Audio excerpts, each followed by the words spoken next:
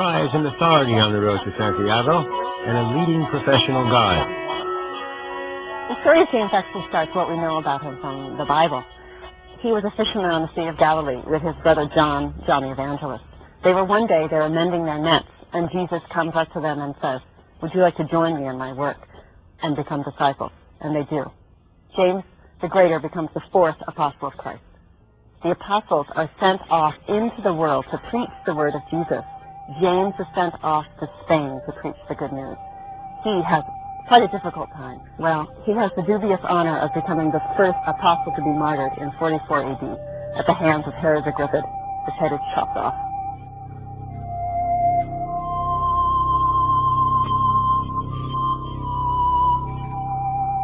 His two loyal disciples gather his remains and they put them into a stone boat. And that boat is set to sail. It sails through the Mediterranean and lands on the Galician coast. So once his body is brought to shore, the disciples take his body and they bury it in a safe place. It turns out that it's a Roman mausoleum, but it is forgotten for the next 7 centuries. Then in the year 812, a star appeared above the field, accompanied by the sounds of heavenly music. A hermit saw the star, heard the music, and followed them to the body of St. James. He reported his discovery to the local bishop, who built a chapel over the grave. The site became known as Santiago de Compostela, which means St. James of the Field of Stars. What's important about this story is not what the historians have been able to prove or not prove. What's important is the effect that the story has had on the hearts of the pilgrims who made the journey.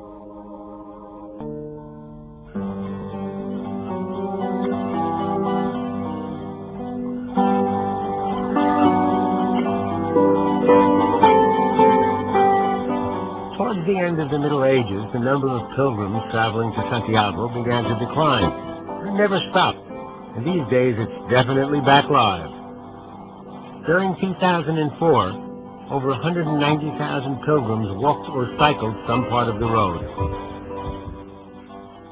Well, the Camino goes back to the Middle Ages, when in the Catholic doctrine, the idea of sin was very important, and its remission and one's salvation for the afterlife.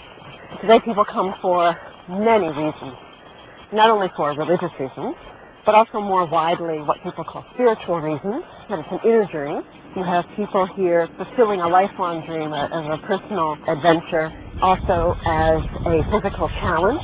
So there are many reasons that combine together to make it not necessarily one idea at all of what the pilgrimage is. A constant in people's memories of the Camino are the friendships that they forge along the way. The bonds go beyond nationality, age, class, religion. You can start alone on the pilgrimage, but you never end up alone. Camino is a way that inspires me. I want to kind of find myself. It's because of my faith as well, a bit. Well, I don't know, I want to kind of escape from real life. When you're walking, you have this powerful sense of being led. Everything is going your way.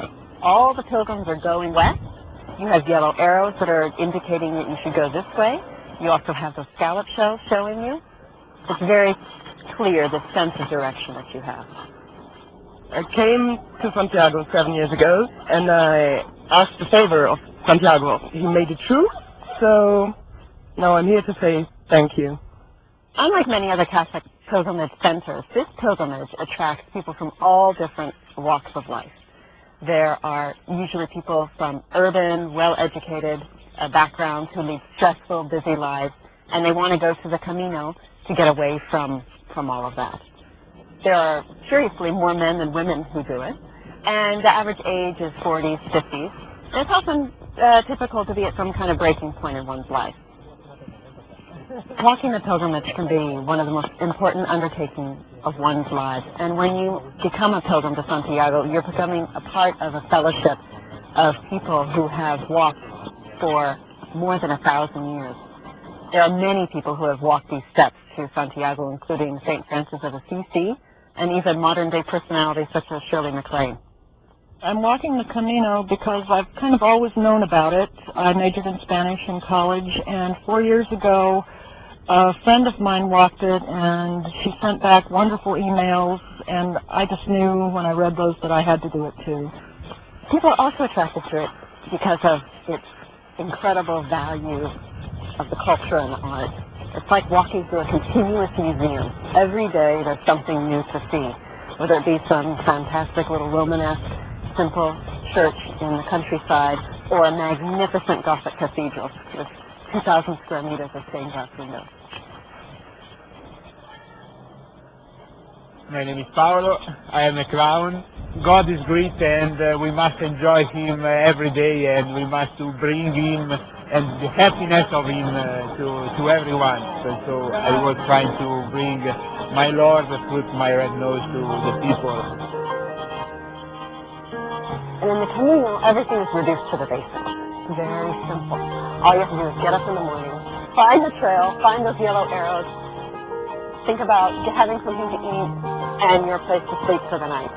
And when you have that kind of simplicity, where everything is reduced to those basics, all of a sudden people have space inside of themselves to have time for reflection. People start walking what they call the human speed.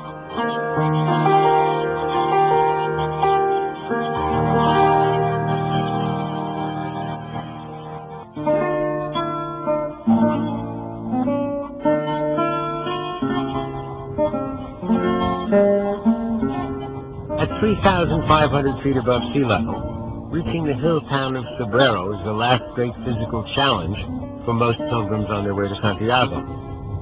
And until the 16th century, this was one of the only passages into the northwest of Spain. At the entrance of Sombrero, there is an oval stone house with a thatched roof. It's the type of building that was used by Iron Age tribes who occupied the area before the Romans arrived.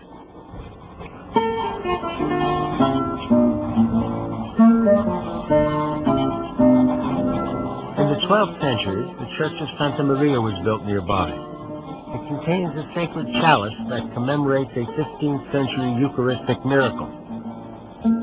The legend states that the Holy Grail from which Christ drank wine during the Last Supper was hidden in Sombrero. A priest who had his doubts about the validity of the story was using the cup for the Eucharist. There was a huge snowstorm going on outside, and only a single peasant had come up the mountain for the Mass. At the most sacred moment in the Mass, the priest began to think, why has this guy come all the way up the mountain in a snowstorm for just a little bit of bread and wine? And at that most sacred moment, the wine and the bread changed into flesh and blood, and the priest saw the error of his ways. The remains of the miracle were placed in a silver container that was donated by Queen Isabella, the same Isabella who put up the money for the voyages of Columbus.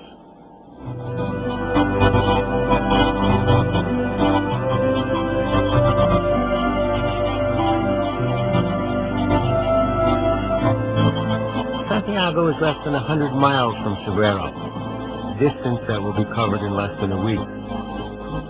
The end of the physical trip is near, but for many, the spiritual journey is just about to begin. For Travels and Traditions, I'm Burt Wolfe.